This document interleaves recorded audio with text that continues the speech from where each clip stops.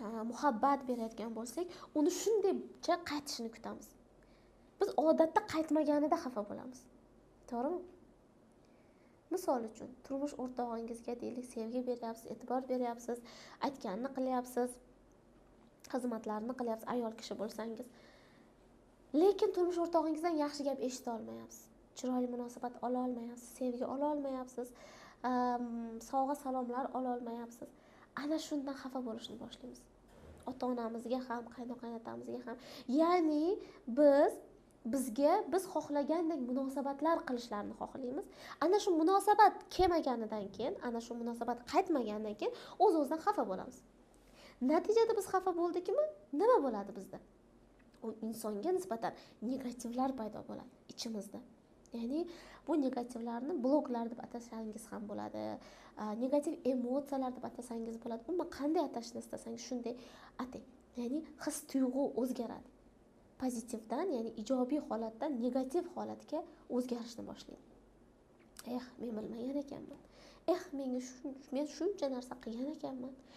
Men butun borimni bergan ekanman, ammo bu bilmayapti.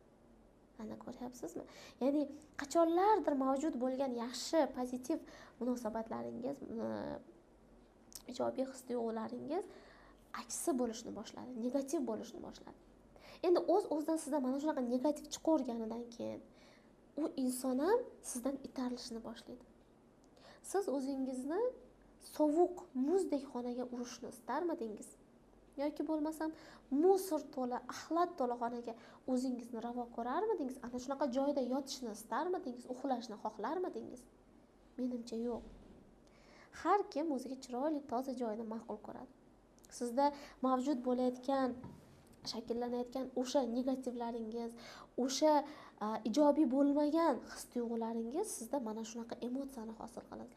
Ya'ni axlat to'la uyim desangiz bo'ladi, muzdek joy desangiz bo'ladi. Bunaqa joydan hamma itariladi. O'zingiz sezmay qolasiz. Itarilishni boshlaydi. Avvalgi qachondir bichicha berberga e'tiborim kamayishni boshlaydi. Bular ko'paygani sari oxirida o'sha agar buni ustida ishlanmasa, buni vaqtida anglab yetilmasa, u munosabatlarga dars ketishni boshlaydi.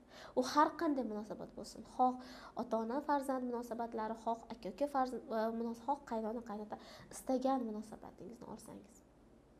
Endi o'zingiz o'ylab ko'ring, sizga bu kerakmi?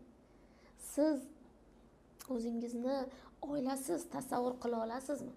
Men oilamsiz yashay olaman, men yolg'iz zo'r bo'lib ketaman deya olasizmi? Ishoning, bekorga avvalgi donishmand insonlarimiz aytmagan, ayrilganda ayiq yer, bo'linganda bo'g'ir yer. Biz oilamizdan ajralib chiqishimiz, ya'ni men yakkaxon bo'lmoqchiman, o'zim zo'r bo'lib ketaman, kechdim oilamdan, bunaqa oila a'zosi menga kerak emas deganimizda, xuddi siz bir ayrilgan insonga o'xshaysiz. Ayrilgan inson esa har qanday ko'chadan kelgan inson, har qanday begona inson toptab tashlashi mumkin. Chunki uning taskin topadigan, uning sevgi oladigan, u bor o'sha qiyinchiliklari, u bor stresslarini irg'itib otadigan maskani qolmaydi. Shuning uchun ham oilaga jiddiy e'tibor berish kerak. Endi oilaviy muammolarning asosiy yana sabablaridan biri bu bir-birini tushunmaslik. Ya'ni tasavvur qiling, kimdir ko'k choyni yaxshi ko'radi, ko'k choy icha oladi. Kimdir qora choy ichadi. Ko'k choyni yaxshi ko'rib, faqat ko'k choy ichgan odamga siz majburlab qora choyni ichqiza olmaysiz. Yoki aksi bo'la olmaydi. Ya'ni buning asosiy sababi faqat tushunmaslik. Ya'ni narigi insonni xohishlari borligini, narigi insonning ham o'zini tanlovlari borligini, narigi insonni ham o'zini fikri borligini tushunmaslik oqibatidan oilaviy muammolar kelib chiqadi. Gap-gapga qovushmaydi, bir-birini tushunmaydi, urush janjallar. Chunki bu boshqa odam, xuddi mana bu telefon, mana bu esa chashka degandek gap. Chashka telefondan chashkaga aylanib qolishini so'ra olmaydi, u chashkaga aylanib qola olmaydi. Yoki telefon, yo'q, bugundan boshlab sen telefon bo'lasan, telefon bo'lishing kerak deya olmaydi. Lekin biz muammolarga kirishimizning asosiy sababi, qo'pol qilib aytganda, o'sha telefon bo'lib turgan odamdan yo'q, sen chashkaga aylan deb so'rash. Ya'ni sen bu odamdan yo'q, menga bunaqa odam kerak deyish. aytishingiz mumkin. Endi nima qilish kerak shunga? U odam ham o'zini fikrini bildiryapti, bu odam ham o'zini fikrini bildiryapti. Ya'ni oilada shu har qanday munosabatda ikki tarafga tortilyapti arqon. Arqon uzilib ketmasligi uchun, ya'ni oila degan rishta arqoni uzilib ketmasligi uchun bir taraf o'z ustida ishlash kerak. Bir taraf past bo'lishi kerak. Agar sizning kibringiz, sizning nafsingiz, sizning mana bu boshingizdagi tojingizni yechgingiz kelmayotgan bo'lsa, boshingizni eggingiz kelmayotgan bo'lsa, yo'q, men unga bo'ysunmayman, taslim bo'lmayman deyishni istasangiz, bu oilaviy munosabatlarni uzilishini kutishdan boshqa ilojingiz yo'q. Chunki narigi odam ham tushunmaydi. Kimdir past kelish kerak, kimdir tushunib yetishi kerak, kimdir narigi tarafni qanday bo'lsa shundayligicha boricha qabul qilishni o'rganish kerak. Men tabriklayman, bu sizsiz. Bunday mas'uliyat, bunday majburiyat, bunday Allohning bir inoyati deb hisoblayman bu narsani. Kimdirda o'z ustida ishlashini nega? Buni qanday misol bilan tushuntirish mumkin? Misol uchun, ikkita farzandingiz bor deylik. Bittasi katta, bittasi kichkina. Juda ham bir muhim ish bajarish kerak. U muhim ishni shunaqa mukammal bajarish kerak, uni har kimga ham ishonib bo'lmaydi. Siz bu muhim ishni kimga topshirgan bo'lardingiz? Qo'ldan ish keladigan, mas'uliyatli, katta farzandingizga ham yoki qo'ldan hali ish kelmaydigan mana bunday kichkina farzandingizga topshirasizmi? Menimcha katta farzandga topshiradi, kichkinaga unaqa ish buyurilmaydi, to'g'rimi? Bu hayot degani ham, bu umr degani ham, bu Allohning bergan sinovi degani ham mas'uliyatni topshirish. Oilangizni tinchligini ta'minlash, oilaviy munosabatlaringizni ideal holatga olib chiqish, oilaviy muammolardan tez va oson chiqib ketishning asosiy insoni demak sizsiz. Chunki siz bu savollarga yechim topishni istab murojaat qildingiz. Siz o'z ustingizda ishlayapsiz.